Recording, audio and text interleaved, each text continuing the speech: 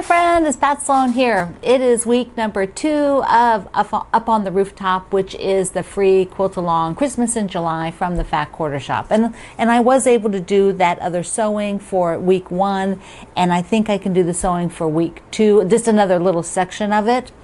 So we'll first talk about that. Up on the Rooftop, you've got the supply list, and then here's let me put it up. Here's part number 2. It is this super cool border of, I kind of think of it as like holly, like the flying geese with the little berry, the 9-patch berry block. That border, this border, could be used for so many things. Do you have like a Christmas panel? You could do that border on all 4 sides, and if you didn't want to calculate the corners, you can just do it as far as it will go, and then you could put squares on the corner or just the background fabric at the corners instead of, you know, something else to kind of let it go around the corner easily, or just put a, you know, whatever. But you don't have to do the corners. You could just do the background fabric that you're using. But I think this is the sweetest little strip ever. And of course, this is a small quilt, so it's a mystery. So I can't tell you where it is in the quilt, but it's not a border. So I am going to do just one set, the flying geese on both sides and the one center berry. And there's actually, what are there? There's 3 of them. I'm sensing a theme here. I don't know if it'll continue, but I'm sensing a theme. All right, so let's look at my fabric. I am using this sweet line from my friend Ann Sutton, and I had to add a little bit, but not for this time, not for this section. So this is the line that I'm using, and I'm using the Fat Quarter bundle, and then I'm using this blossom white with the red, which I think is just perfect for this Christmassy theme. And so let me pull you in just a little bit closer. So the line comes with a whole bunch of green fabrics. And they're all a little bit lighter than what I did for the ho ho ho, for the words. But look at that, the stripe is so cool. And then a gorgeous, gorgeous rose floral. The sweetest little penguins, look at the penguins. And poinsettias. And this really pretty sort of small, dense tone on tone. So what I am going to do is a flying geese out of 1, 2, 3, 4, 5, 6. That'll be the first. There's 3 on each side of the berries. So I will just make a pleasing arrangement with what the hey. I think I do need a dark over here. So maybe something like that. What do you think? Yeah. So I kind of got the dark on the end, and then maybe go like this, kind of medium. I don't know, these 3 are all kind of the same, but medium, and then the light, put the ones that are geometric right inside, being so symmetrical. Now the berries, it's a little 9-patch, but you're doing the 4 as the color, and then the 5 of the 9-patch is the background. So I could do it with this guy, or I could do it with this guy. So I think I want the stronger berry. I think I want this. I think it wants like a super, super strong berry color, so that it doesn't kind of wimp out. Because you know the other is very pretty, and I think it will look great. But if I didn't have other options, but I think I like the little bit stronger option. So I'm going to go with that. And I do flying geese the old-fashioned way, sew and flip. Well, the really old-fashioned way would be templates, but of course nobody does that anymore. Maybe for hand piecing. But I will do the sew and flip, which are 2 squares on a rectangle, which is what the Fat Quarter Shop has. Now remember, this pattern came out on Tuesday. Kimberly at the Fat Quarter Shop is doing videos on these, so you can go see if she's showing you specialty rulers or different techniques. I will just cut mine and get a flying geese unit ready, and I will tell you how I approach it and what I look for and check for doing a sew and flip, to be sure that I'm accurate, because so many people will say they're not accurate, which is kind of interesting because you're sewing on a base, and I'll talk about that. The base doesn't change. So there's something in either your sewing lines or your trimming that is where the error comes in. It's not on the base. The base rectangle, if you cut it correctly, the flying geese should turn out perfectly, because you're sewing on a foundation of the flying geese color, a rectangle. So I will cut this all out, and then we'll walk through some of my tips. On the plaid, I'm going to go ahead and just trim the line right here, right up there. Now, if you're a super, super frugal person, then just take this shorter line right here and follow it down. You know, you don't have to, I just find it easier to cut over here, and I don't mind that going away. You could also check the other side to see if you like the way it's set up better, but I mean, it's obviously got a little skew on it. This one might be a little, you can see here, it's shorter and then wider. So you have to, you know, unless you don't care, which is fine, but if I don't care if I've like totally, you know, rotated it like a lot, but if it's just this little bit, I don't want that. I'm just going to go ahead and fix it to a straight line. You could fussy cut these, and if you were, you would want like the floral right in the center of the rectangle. So let me just grab a rectangle here. So if like I had this rectangle, let's say you don't really want to measure so much, you can just take your rectangle you've already cut from one of the ones that you're not fussy cutting, mark the center like this. Now you have a center mark. You go, okay, if I want that in the center, then I would cut my rectangle right above it, or you know, like you want to have it totally in the center. So that way you can kind of use this other piece as a marker. So like here, if I wanted that flower like right in the middle, or let's say I wanted this open one right in the middle, I would take that center mark, kind of put it there, and then know that I'm going to line up to cut my 3.5 inch. It needs to be 2 inch, so you would want to remove that then, you know, shove it down before you do this. But that's how it's a tip for you. If you don't want to kind of measure it on there, you can do it visually. Then you could have something in the center if that's interesting. You're going to chop up your fabric more because you can see these flowers are scattered around. They're not kind of really close together. So that's just another way you might approach it.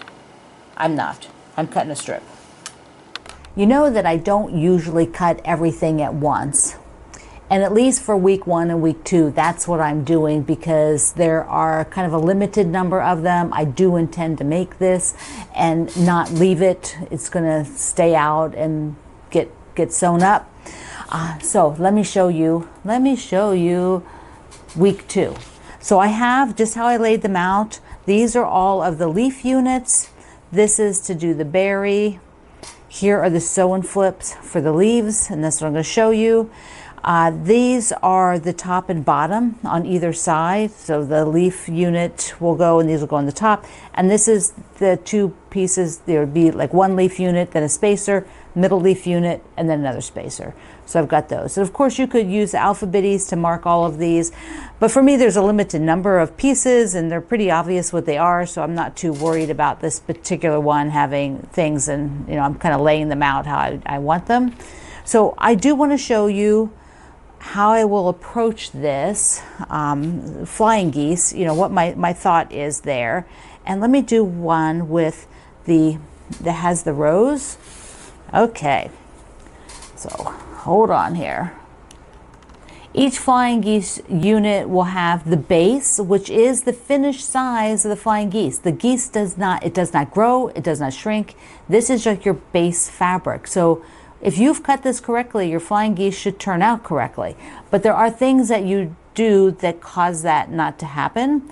And so let me just give you some tips. Maybe that'll help you out. Of course, there are many, many other ways to make flying geese. This is just this method. Now, if I was going to be fussy cutting that, then I'm going to audition, okay? I'm just going to put 1 square down, right? 1 square down and fold it back. And that's how one side will go. And then to audition that flower is going to make it to be viewed. There we go.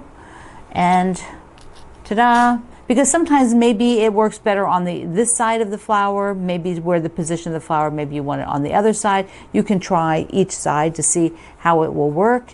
And that will come right down to that point. And the same here. They're not, you know, pressed or anything. I just laid them over. So now we know exactly how it's going to look.